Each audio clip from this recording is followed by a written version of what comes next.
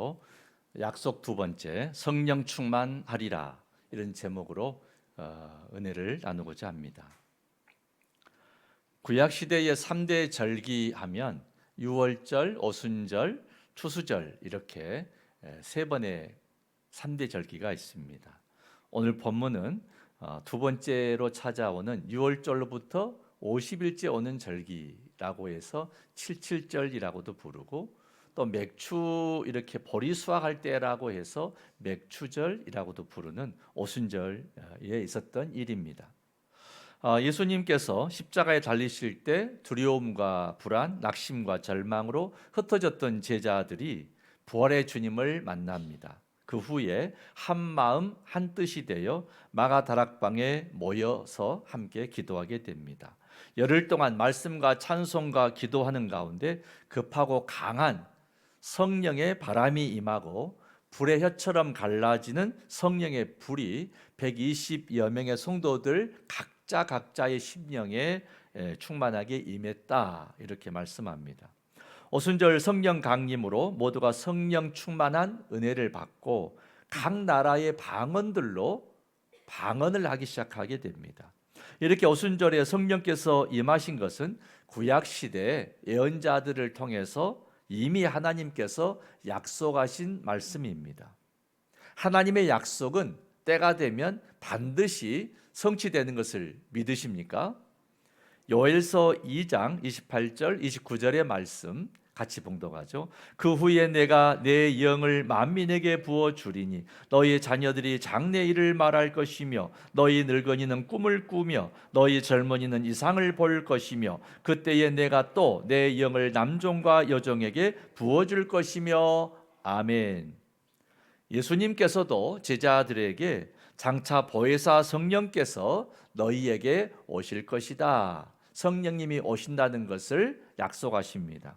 요한복음 14장 25절 26절의 말씀 같이 봉독합니다. 내가 아직 너희와 함께 있어서 이 말을 너희에게 하였거니와 보혜사 곧 아버지께서 내 이름으로 보내실 성령 그가 너희에게 모든 것을 가르치고 내가 너희에게 말한 모든 것을 생각나게 하리라. 아멘.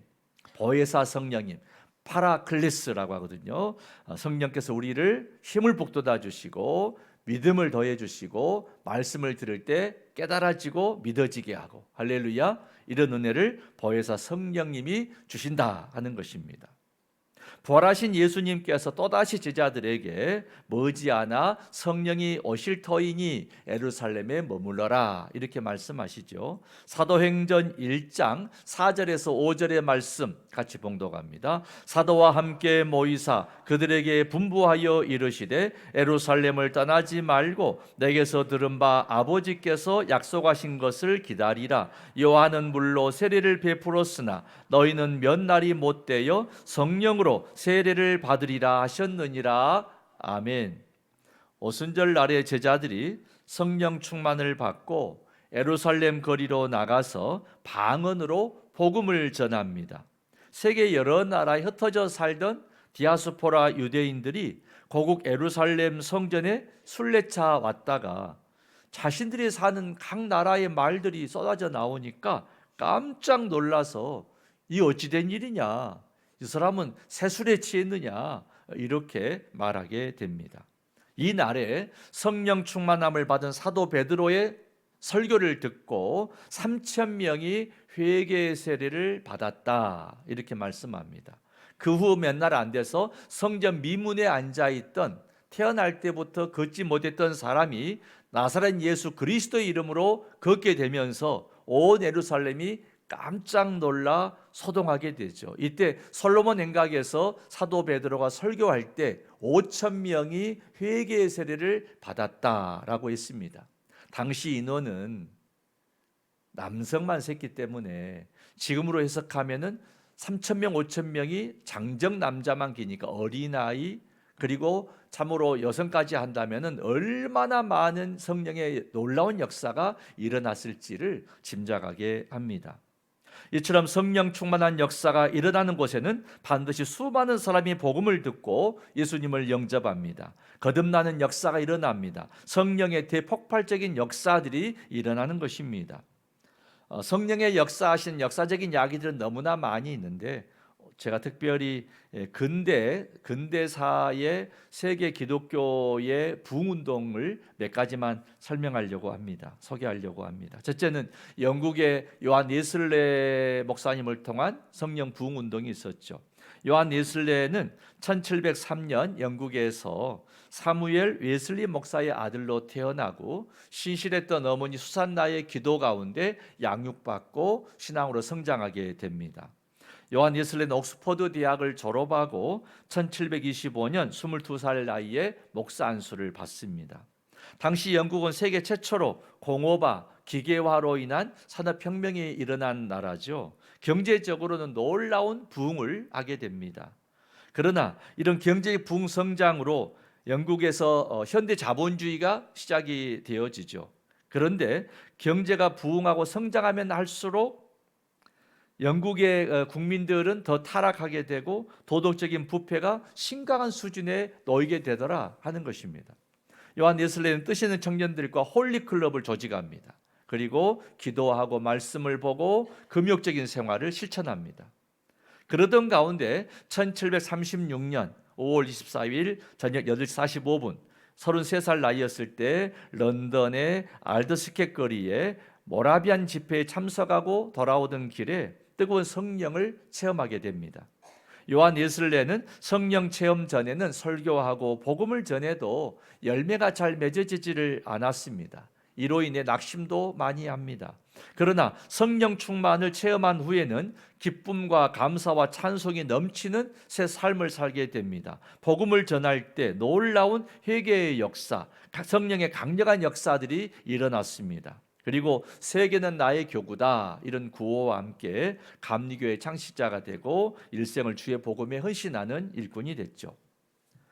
요한 웨슬레의 영국의 성령 운동은 상당히 근대사의 의미가 깊습니다. 왜냐하면 프랑스를 비롯한 유럽 전역의 나라들은 피해 혁명이 일어나거든요. 제국 시대를 마감하고 봉건 제도를 끝이게 하고 피해 혁명들이 일어납니다. 그런데 영국은 전혀 피해 혁명이 일어나지 않아요. 그러면 사회 개혁이 이루어지는 것입니다.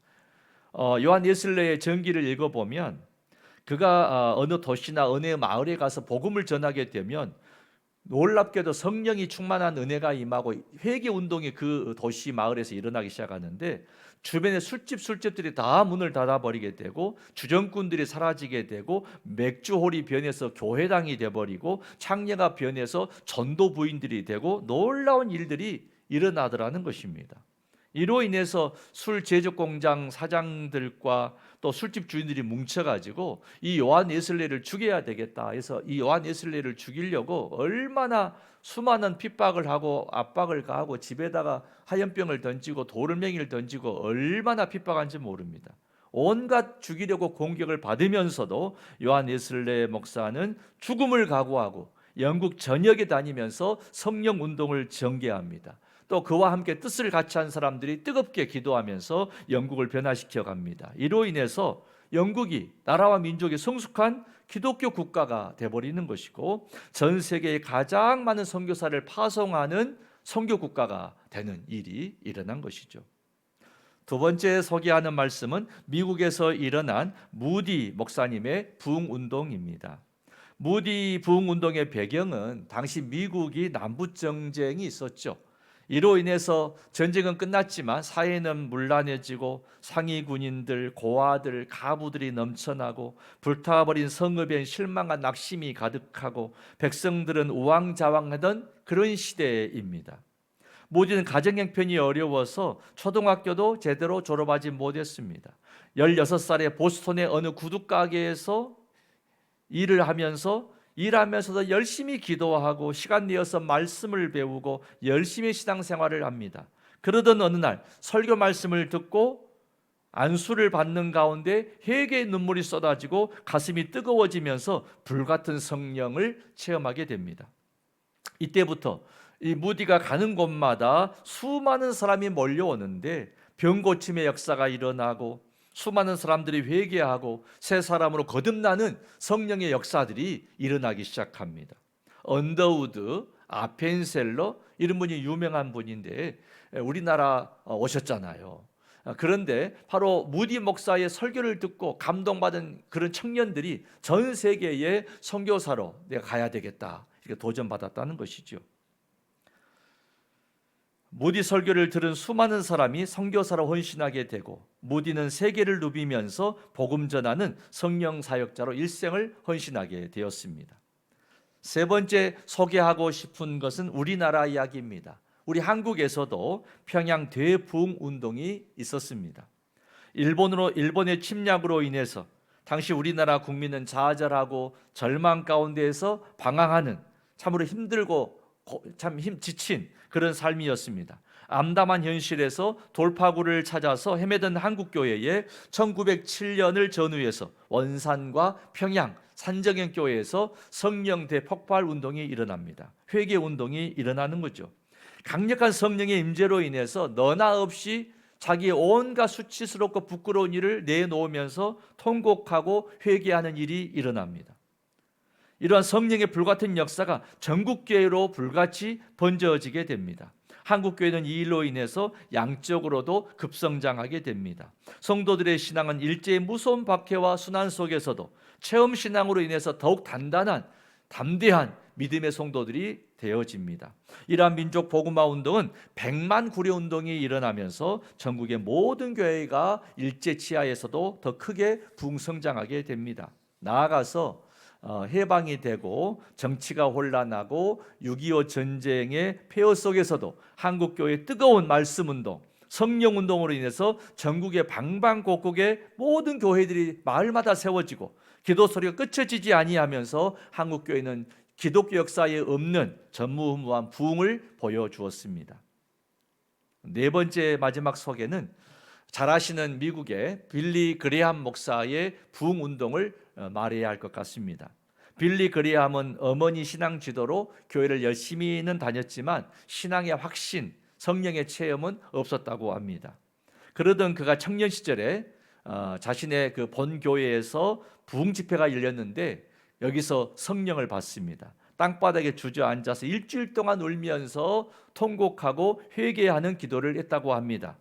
집회가 끝나고 산에 올라가서 기도하는 중에 하나님 음성을 듣는데 빌리 그레함아 너는 이제 하나님의 말씀을 전하라 이런 소명을 받습니다. 이 소명을 받고 신학교에 가서 공부하고 세계적인 부흥사가 된 것이죠. 빌리 그레함은 미국의 역대 아이젠하워, 존슨, 닉슨, 포드, 카터, 레이건, 부시, 클린턴 대통령에 이르기까지 8명의 대통령을 지도하는 신앙 지도하는 목사였고 말씀을 전하고 기도해주는 그런 목사님이 되었습니다. 지금까지 세계 근대 기독교사에 있었던 대표할 만한 부흥운동에 대해서 말씀을 드렸습니다.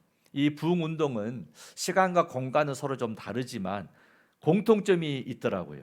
모든 역사는 사람의 힘이나 지식이나 수단으로 한 것이 아니라는 것입니다.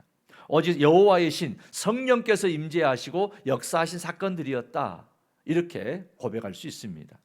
그리고 성령의 강력한 임재의 때를 보면 그 때가 영국이든 미국이든 우리나라든 어느 곳 상황이든지 간에 다들 어려운 시기, 절망하고 낙심하고 부패하고 타락하고 불안하고 두려움이 가득한 그런 시대에 성령이 강력하게 역사하시고 성령의 회복의 운동이 일어났다 하는 것을 볼 수가 있습니다. 예를 들면 오늘 사도행전 본문의 말씀도 돌아보면 당시 예루살렘이 어떤 곳입니까? 로마의 식민 지배하에 있는 억압받는 그런 상황이었잖아요. 절망의 때였죠. 고통받은 사람들이었죠. 또 예수님의 제자들도 주님이 부활 승천하신 이후에 홀로 남아서 뭔가 불안하고 여전히 두렵기도 한 그런 시기였죠. 이곳에 그들이 모여 함께 기도할 때 성령이 불같이 임한 줄로 믿습니다. 요한 웨슬레가 성령 운동했을 때 영국은 경제적으로는 부흥성장하고 있는 시대였지만은 영적으로 타락하고 도덕적인 부패는 심각했습니다. 희망을 잃은 시대였습니다. 그런데 성령운동으로 피해 혁명이 아니라 나라가 건강한 나라로 회복이 되어진 것입니다. 미국의 무디 목사 성령 운동의 배경에도 미국 남북 전쟁 이후에 사회는 여전히 갈등이 많았고 전쟁으로 인한 폐허, 노예 노동에 의존했던 특히 남부 지역 사람들은 노동할 인구가 적어지고 삶의 의욕을 잃어버리고 정신적으로 경제적 고통이 매우 컸던 때죠. 그래서 미국 남부 지역으로 성령의 강력한 운동이 전개됐던 것이거든요. 빌리 그레이엄 목사도 마찬가지예요. 세계 2차 대전 전후에 참으로 역사적으로 혼란의 시대죠. 공산주의, 민주주의 진영이 나눠지면서 얼마나 세계가 양극화되고 치열하고 동서 분쟁이 심했습니까? 그러나 20세기에 오직 복음적인 말씀으로 세계적인 성령 부흥 운동을 일으킨 분이 빌리 그레이엄 목사님이죠. 우리나라에도 1952년, 58년, 73년, 84년 네 차례에 걸쳐서 한국을 찾아오셨습니다. 대규모 전도 집회를 인도하셨죠. 한국 교회가 크게 부흥성장하는데 영향력을 많이 미치신 분이시기도 합니다. 참고로 지금은 그분의 아들 프랭크 그레이엄 목사가 여전히 한국에 대한 애정을 가지고 많은 후원도 하고 관심 가지고 또 지난번에 한번 와서 집회도 했던 적이 있습니다. 사랑하는 성도 여러분, 시대가 어둡고 고통스럽고 미래가 불안하고 절망스러운 그런 때 하나님께서는 택한 백성들의 울부짖는 기도를 예면하지 않는다 하는 것입니다. 애굽에서 종살이하던 백성들의 울부짖는 기도를 들으셨잖아요. 모세를 보내셔서 출애굽시키지 않습니까? 불기둥과 구름기둥으로 인도해 주시고 만나와 메추라기로 먹이시고 적과 꿀인 가나안 땅으로 인도하지 않으십니까?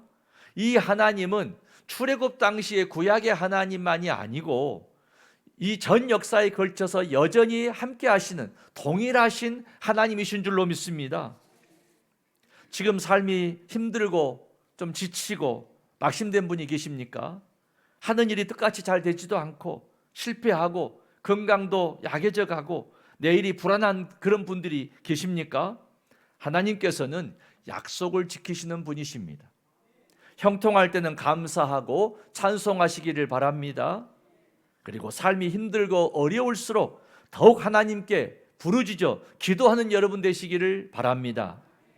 에레미야서 33장 2절 3절의 말씀 같이 봉독하죠. 이 일을 행하시는 여호와, 그것을 만들며 성취하시는 여호와, 그의 이름을 여호와라 하는 이가 이와 같이 이르시도다. 너는 내게 부르짖으라. 내가 내게 응답하겠고 내가 알지 못하는 크고 은밀한 일을 내게 보이리라. 아멘. 하나님의 아들 예수 그리스도는 하늘에 올라가시고 마가 다락방에 모인 제자들은 이제 하나님께서 약속하신 말씀을 붙들고 성령이 임재하실 때까지 오직 기도하는 일에 힘을 쏟았습니다. 이렇게 부르짖어 기도할 때 하나님의 놀라운 응답이 이루어진 것입니다. 약속하신 성령님을 모든 사람 각 심령에 보내주셨습니다. 성령을 받고 방언이 터짐으로 모든 나라에 혼잡해진 말들 속에 소통이 일어났습니다. 성도 여러분, 성령 충만함으로 서로 사랑하며 건강한 소통이 있기를 축원합니다.